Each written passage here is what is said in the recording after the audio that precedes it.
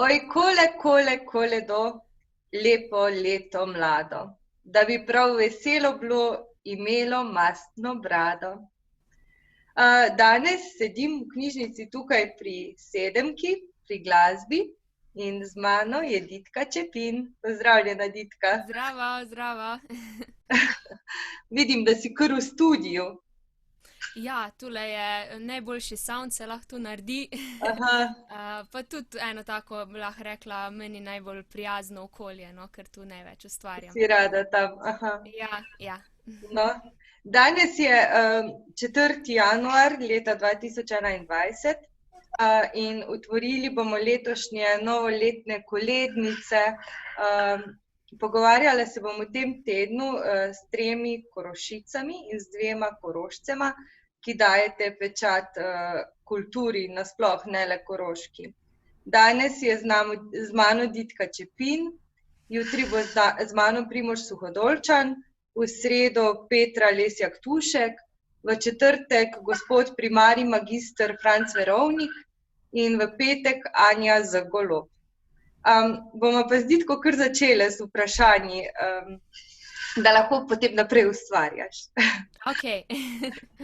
Tako, Ditka, kdo si ti brez imena? Če zakrijemo tvoje ime, vsi te poznamo kot tako prijetno punco s kitaro na odru, z lepim glasom.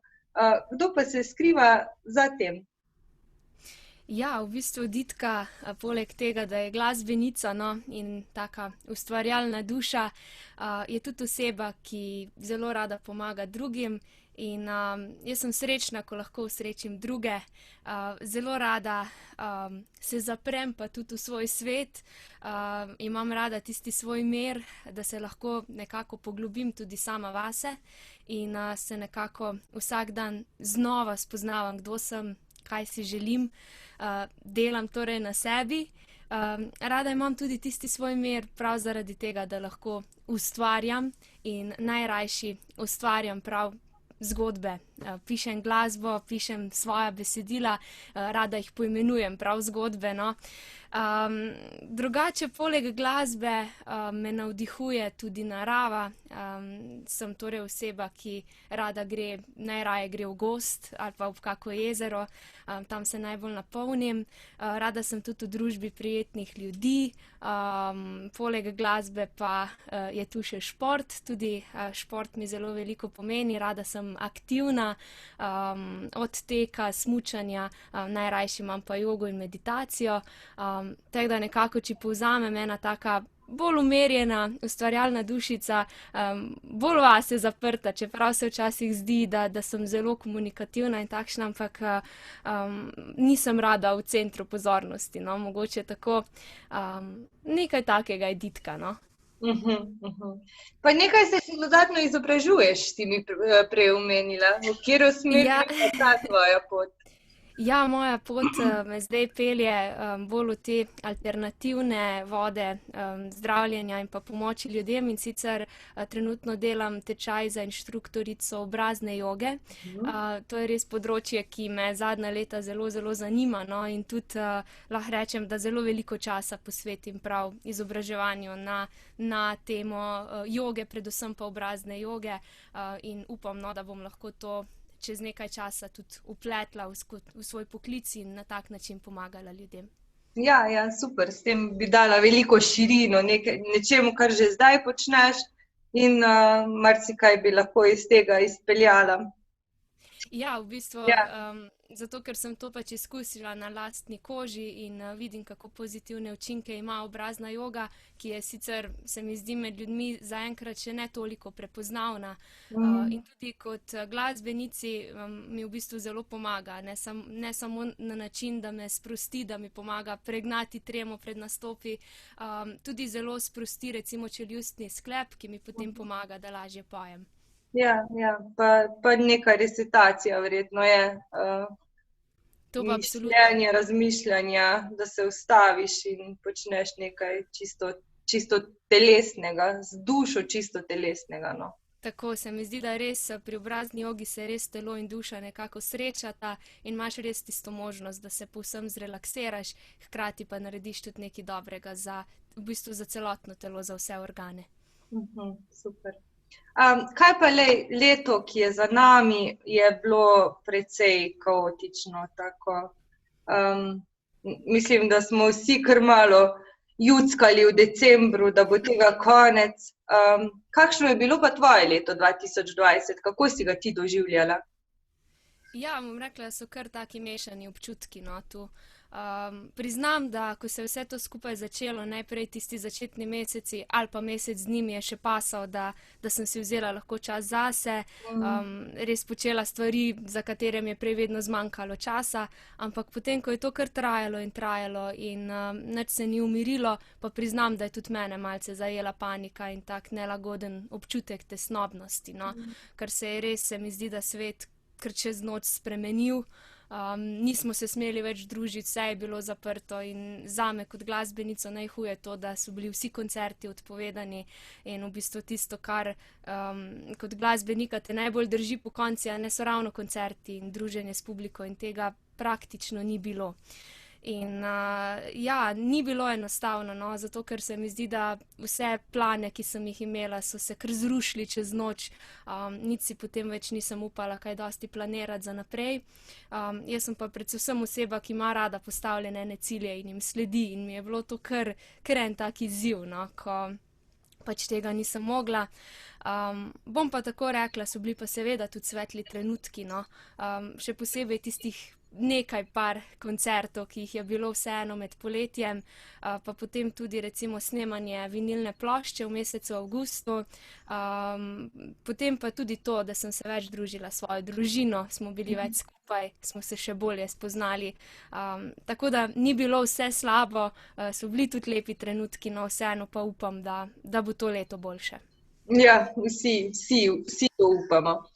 Zadnjič sem se pogovarjala z eno umetnico, pa mi je dejala, da zelo težko ustvarja v teh časih. Kako pa je s tem tebi?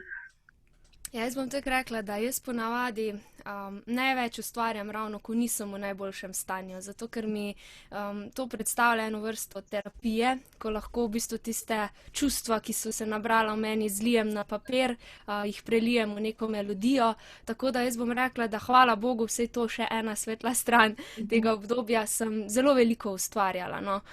To mi je tudi pomagalo nekako vzdrževati eno tako dobro ravnovesje, no, da te ne čisto zruši.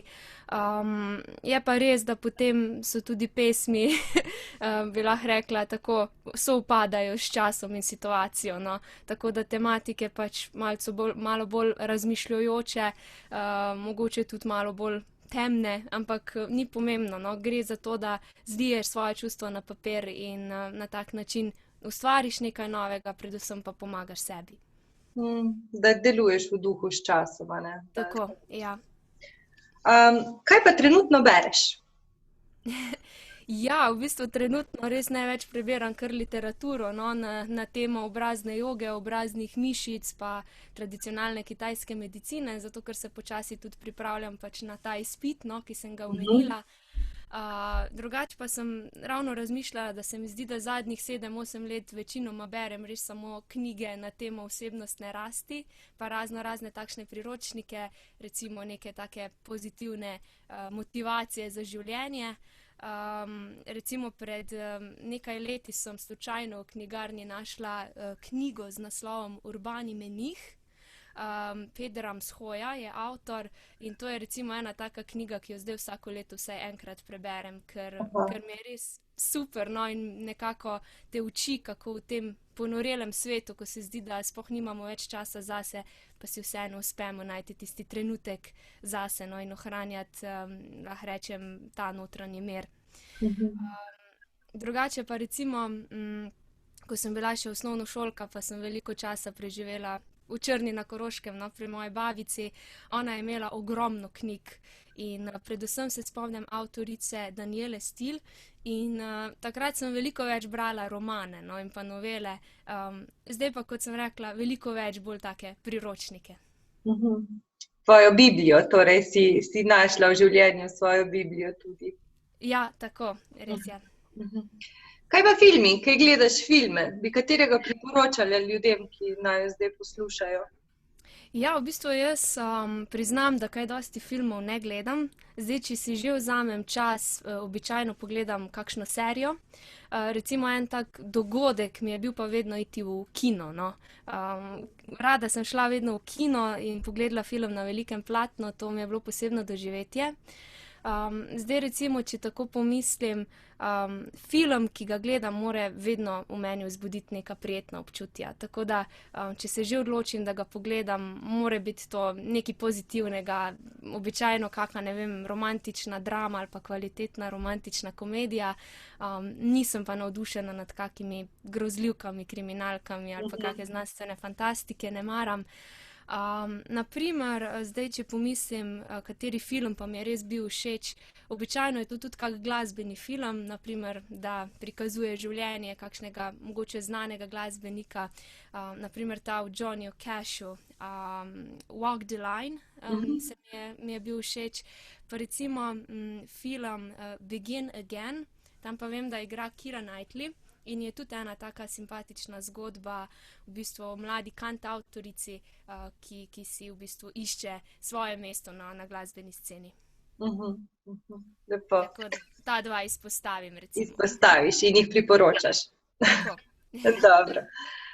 Kaj pa, če se tako še malo zdaj res pokoledujemo oziroma lahko si tudi malo preroška, lahko si tudi malo tako čarovniška.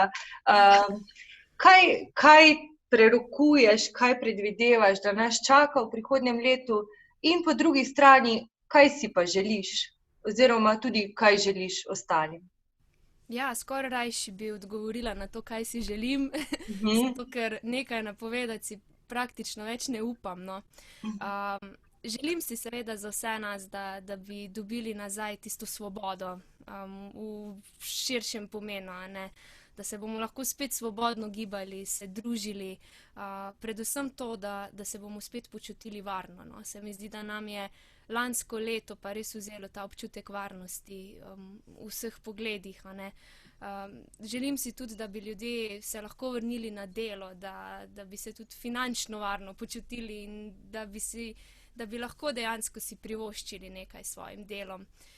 Seveda si želim za vse nas zdravje, da bomo pregnali ta virus in da bomo zdravi, zato ker ko si zdrav, potem se mi zdi, da lahko počneš vse.